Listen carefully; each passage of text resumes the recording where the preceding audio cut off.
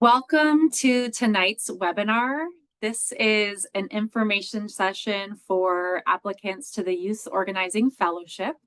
I'm so glad you're here, or maybe you're watching later our recording. My name is Alicia Johnson. I am the National Organizer and Student Network Manager at Americans United. A bit of a mouthful, but it means I manage our youth programs, including the fellowship. And before we get started on that, a couple quick notes. One is that we have an ASL interpreter with us tonight. If you are watching live, you can pin the interpreter so you're always seeing. We also have closed captioning available as a function of the Zoom, so you can select that in the bottom toolbar. And if you're watching from home, you have access to those automatically on your screen. Throughout the evening, if you're watching live, you can drop questions in the Q&A box on Zoom. And we are saving time at the end to answer all your questions about the fellowship, the application process, anything at all.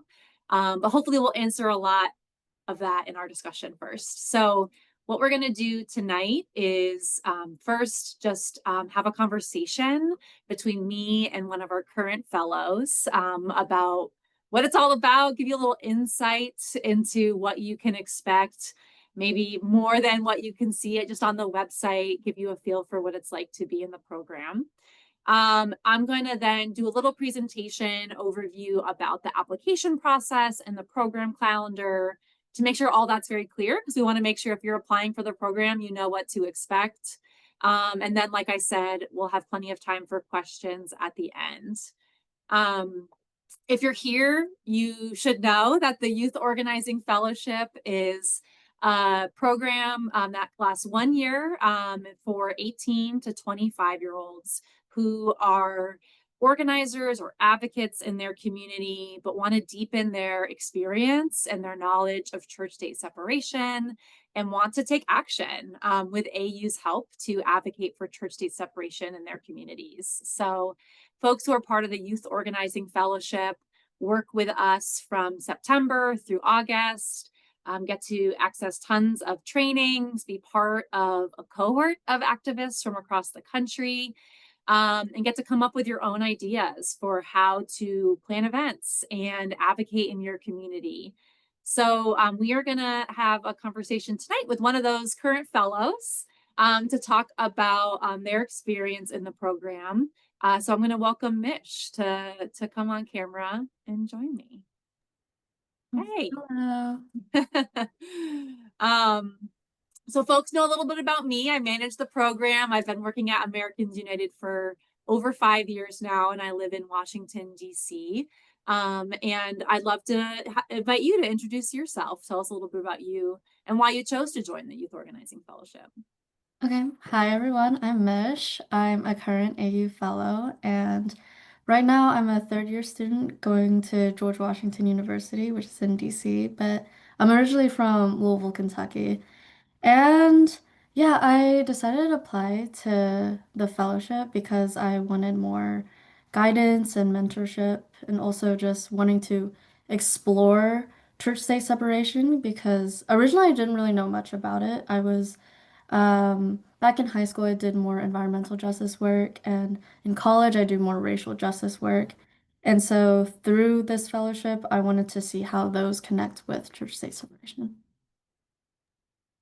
Yeah, one of the cool things about, I mean, I get to put together the cohort every year with a committee of folks, and then you get to be a part of a cohort where everyone comes from all different backgrounds. So folks have worked on like different issues in their community.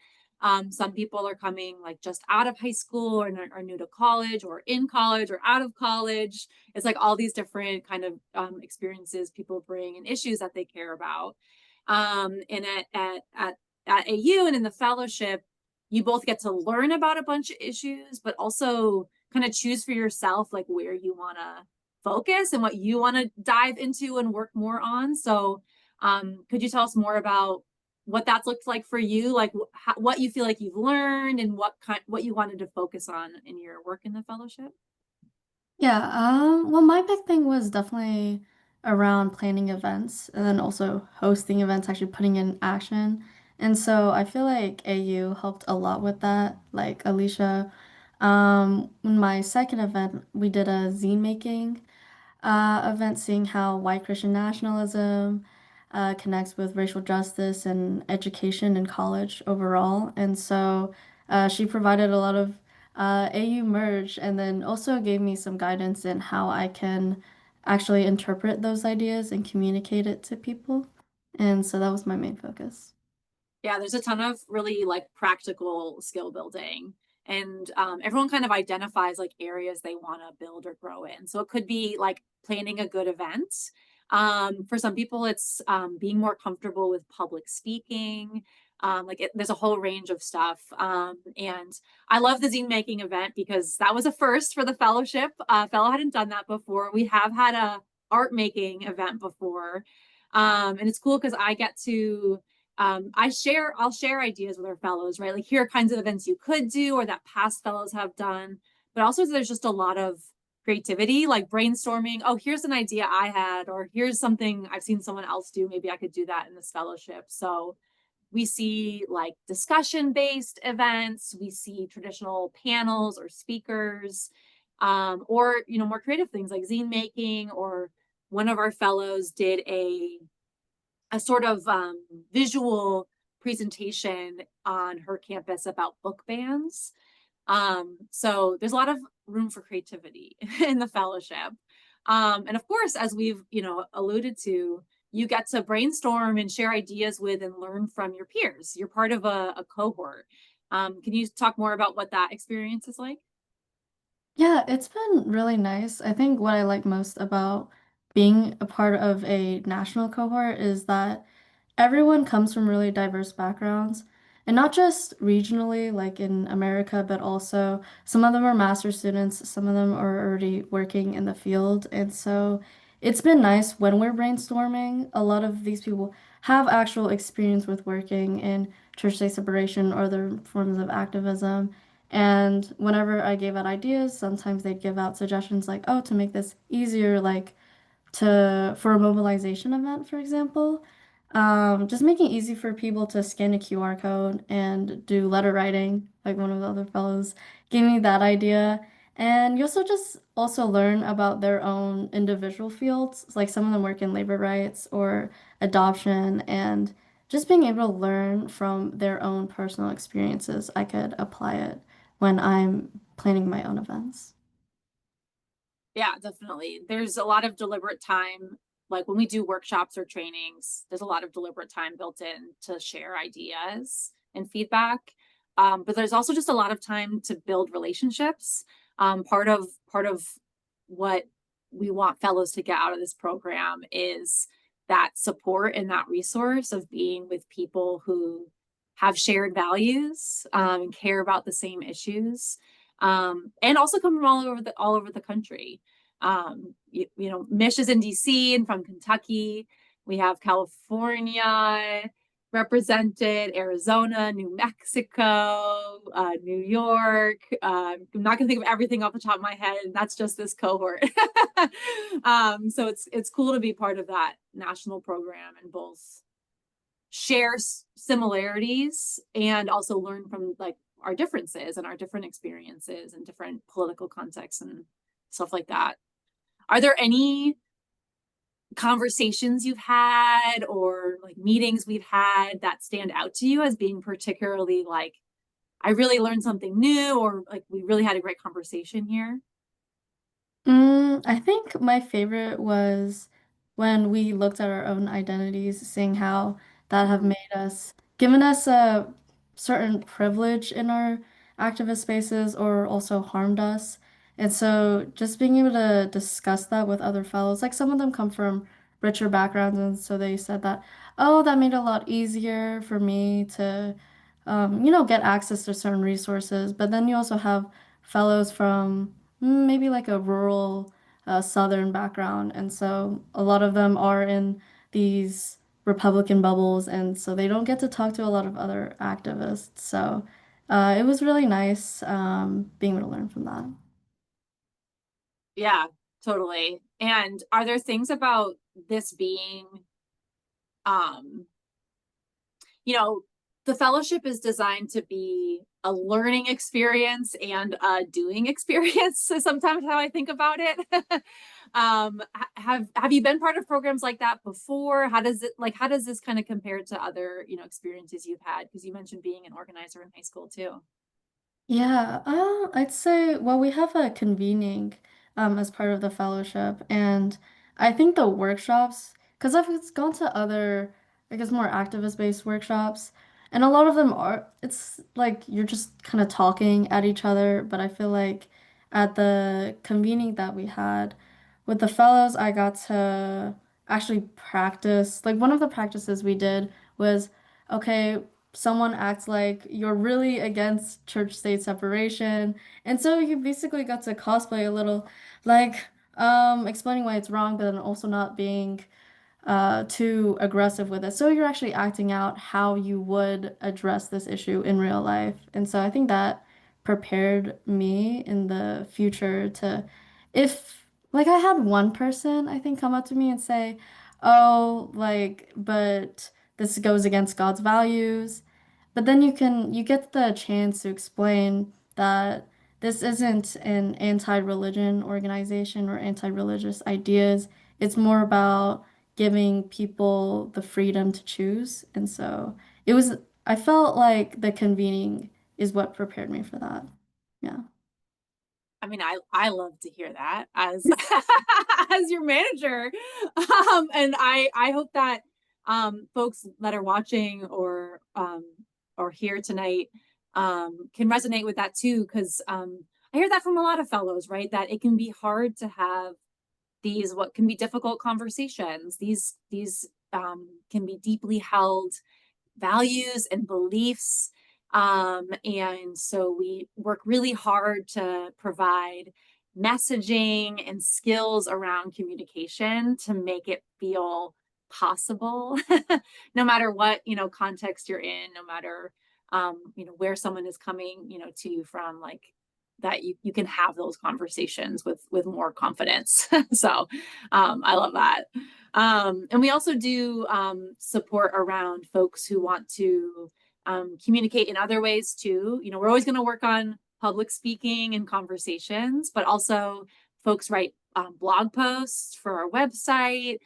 Some people create social media content. There are opportunities to like flex your advocacy muscles in a bunch of different capacities and like venues and as part of the fellowship. um what else do you think that someone who's considering the fellowship should know? Like maybe they're not sure if it's for them or they're not sure if they should apply. Yeah. Oh, well, I think just based on my own experience, like even before coming to the fellowship, I didn't have a super strong idea on how church-state separation connected with my main issues like racial justice and environmental justice. And so even I'd say if you're applying, don't feel pressured like, oh, I have to be super in this field of church-state separation or fighting against Christian nationalism. I think as long as you have any sort of passion and activism, and wanting to fight for equal rights or any sort of justice, that you can connect it with the fellowship. And regardless, coming out of here, you will learn more. Yeah. Perfect. Put it on our website. That's exactly what we are looking for in the fellowship, because we in fact want people who want to learn. If you are already an expert on church state separation, you don't need the fellowship, right? It's all about being able to learn based on, of course, having a baseline understanding of what the issue is and wanting to dig really deeper. And like you said, connected to issues you care about. Folks work on, like you said, racial justice, education, LGBTQ rights, reproductive freedom, book bans. What am I missing? So much, right? Religious freedom, interfaith dialogue, discrimination in foster care and adoption services. there are just so many ways, and workers' rights. I think there's so many issues that folks are able to work on in the fellowship. And so bringing that diversity of interests and experiences is an asset to the fellowship, and being in a position where maybe you've done some activism on different issues, or you've thought about church-state separation. Maybe you've been a campus leader or done some advocacy, but like this is about developing that and developing your leadership skills and your advocacy skills. So awesome. So we had kind of a quick conversation because our second fellow who was supposed to be here tonight couldn't make it. So I'm going to transition into sharing a little bit about the application process and the fellowship in general. And while I'm doing that, if you've thought of any questions for me or for Mish, please feel free to drop those in the Q&A box. And if you think of more questions, drop them there. And I'm just going to share my screen once more.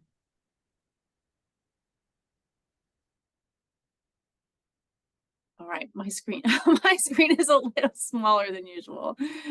Oh, bear with me. Here we go. So obviously on our website, au.org/youthfellows, there's a ton of information, but I wanted to give you a little more insight and prompt any questions that you might have about the process. So here is the application and selection process, what you can expect if you apply. The application is open till June 30th. We will, review all the applications and select some candidates for interviews. Based on the availability of our committee, which is a couple staff and actually a couple of our current fellows help select the next cohort, we will offer a couple group interview slots in early to mid-July. Those are interviews that are designed to kind of replicate the experience of the fellowship. So you'll be expected to interact with each other as well as to respond to prompts and questions. And then based on your written application, resume, group interview, our committee then selects the candidates for the cohort, and we let everybody know no later than July 31st. So that's the process, and we do references during that end step. What are we looking for? If you've read the application, you have a sense of this, but in summary, folks with experience with working across difference and collaboration with diverse leaders or groups, and enthusiasm for that work.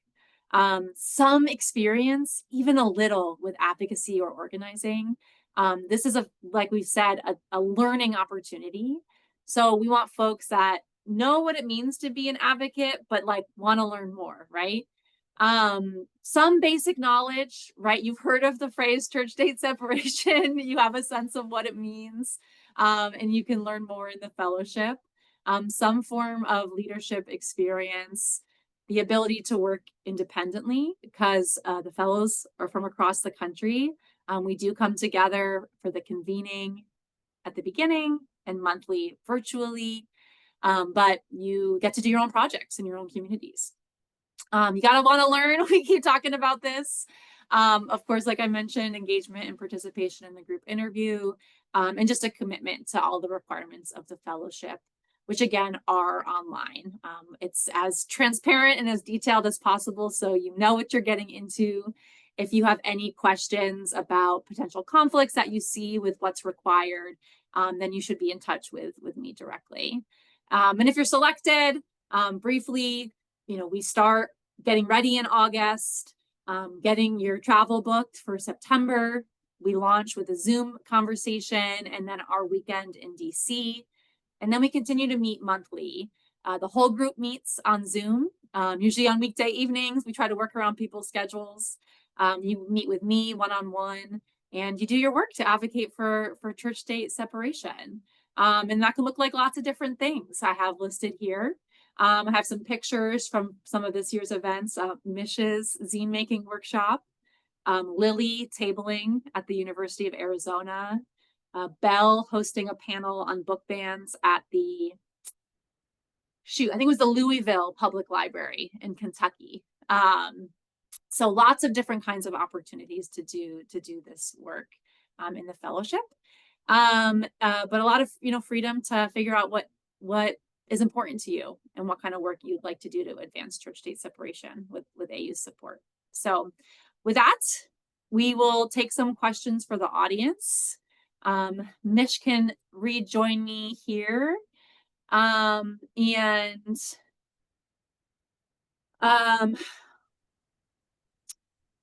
I'm seeing questions that I can answer, but add commentary as you want. So the first question is the training that we talked about specifically for the fellowship or other internship opportunities? And they're separate. So the fellowship is structured in its own way as a year-long program with their own trainings. And our interns work usually during the summer. They have their own training opportunities. But there's some similarities. For example, one thing we haven't talked about yet is that we have staff from across Americans United come and present and speak to the fellows. So, who have we had this year? We had policy, legal, some of our communications team. So you get access to all the experts at AU, even though it's me that you're working mostly with. And I think we've answered some of these questions about expectations for members of the cohort, and those are all written online around hosting events, doing some writing. A question for you, Mish, would be, you talked about why you applied to the fellowship and so sort of what you've gotten out of it. And I'm curious if you have any thoughts on like what you expected versus what you've experienced. Like what was written in the application versus what has actually happened this year. Maybe I think I thought it'd be more.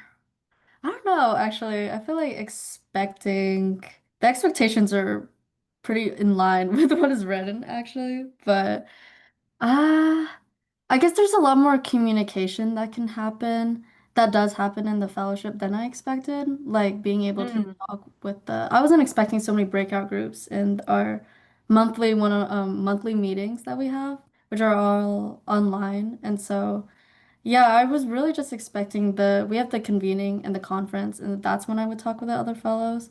And so, yeah, you do get to actually talk to a lot more people than you think.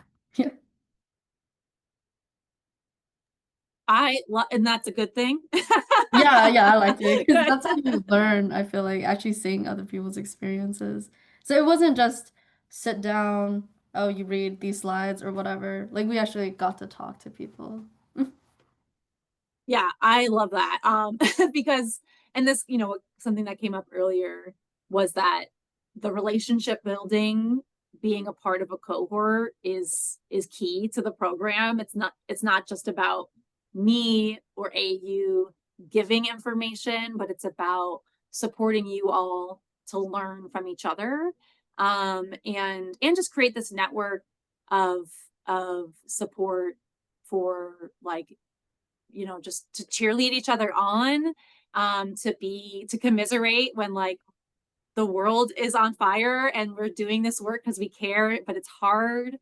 And beyond the fellowship, something that's really rewarding for me, and I know you got to see it when you came for the Summit for Religious Freedom. You said SURF earlier, for those who don't know.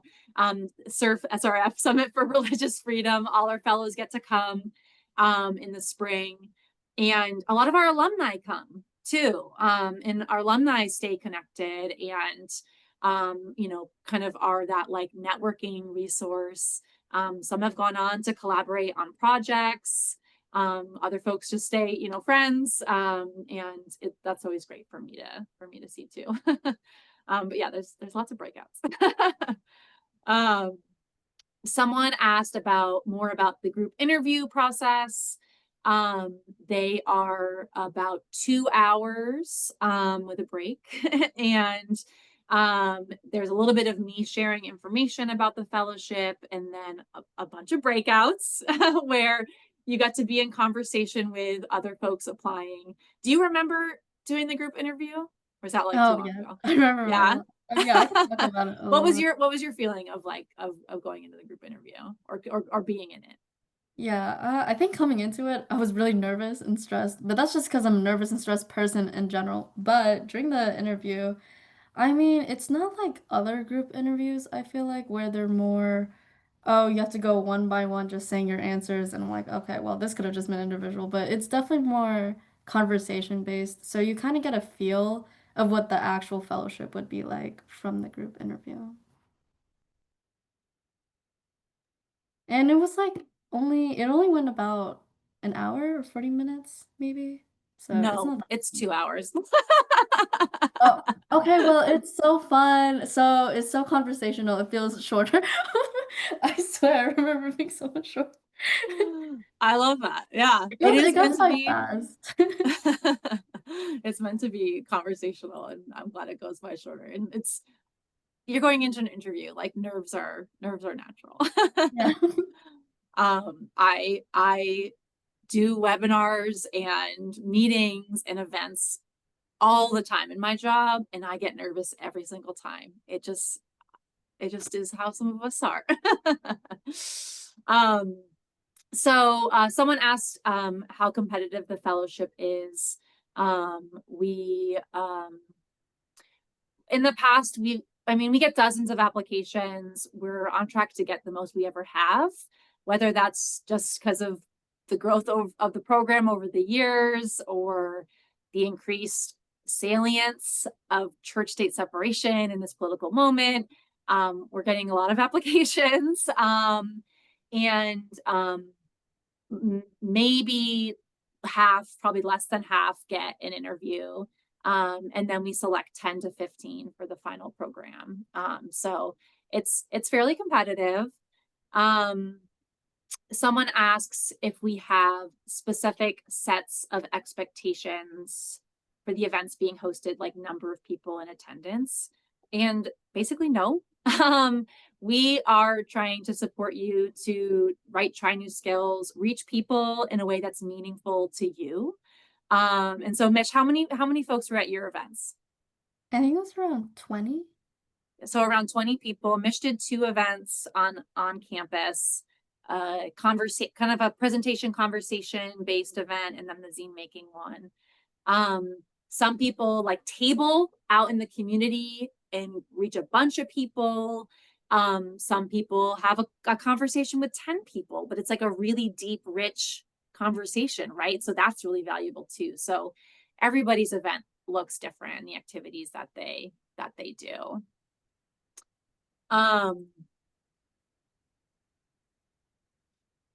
Someone's asking for advice for applicants, quote, without a strong resume. But I, I bet there are things that you can show in your resume and your application, that demonstrate your commitment to the work, to the issue, to learning.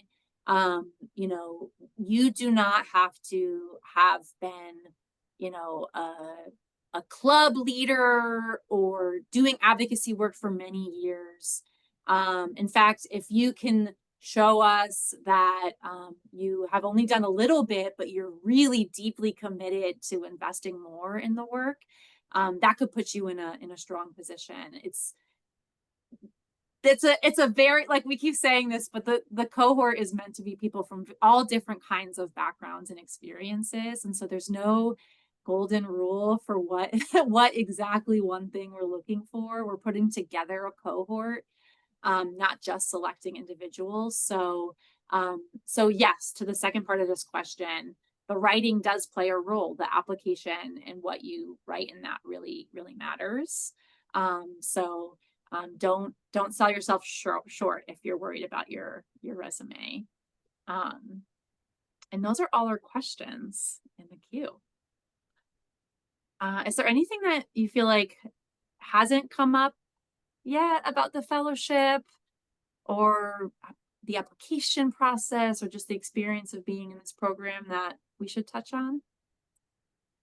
Mm, no, I can't really think of anything. Yeah. I feel Like, like we covered a lot of bases. It came up, you have the opportunity to meet in person in September at the start of the program, again at the summit in April, and really um, kind of make the program what you want it to be, and fit within your own life or work. Actually, one more question popped up. This is very fitting about for you. How hard has it been managing the program alongside school? yeah, I don't think it was difficult at all, actually. I mean, most of it is, well, outside of your academics, I feel like as a student, you're typically already doing a lot of advocacy work. And so this fellowship kind of just glides into that. And you do go to in-person convenings and conferences and the monthly meetings, but I don't think it's too mm, time consuming in that sense. You're kind of just going about your own advocate life and then connecting the fellowship with it. So it's really not stressful. Yeah, and people make it work in like all different like kinds of scenarios of work and school balance. And sometimes, the relative stress level can fluctuate.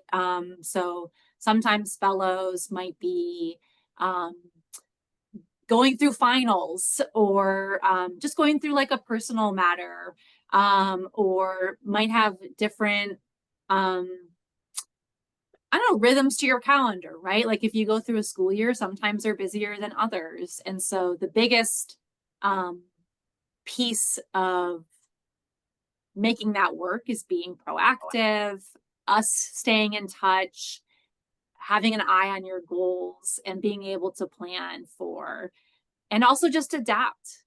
So a lot of times, fellows have an idea, have an intention of what they'd like to do in the fellowship when they apply, and that changes when you go through the convening, and then it changes again when you go to implement it and life happens, or you had this great idea but the people you wanted to work with aren't working with you, and that's okay because then we find another plan and another avenue for your work and your advocacy. That's very common. So the answer is yes, it may feel easy like for Mish, or it may be that we adapt and we figure out and make it work. Some people work full time too, and so they're able to do their work generally in the evenings. So it's pretty flexible. Cool. Okay. So one more little slide here as we close out to remind everybody that the applications are due by June 30th. Everything you need to know is at au.org/youth fellows. That's our current cohort. um, you can even read more about each of them on our website. And if you have any questions at all, please feel free to reach out to me at johnson@au.org. Thank you so much, Mish, Patty, for your time, everyone who's listening, and I look forward to reading your applications. Good night.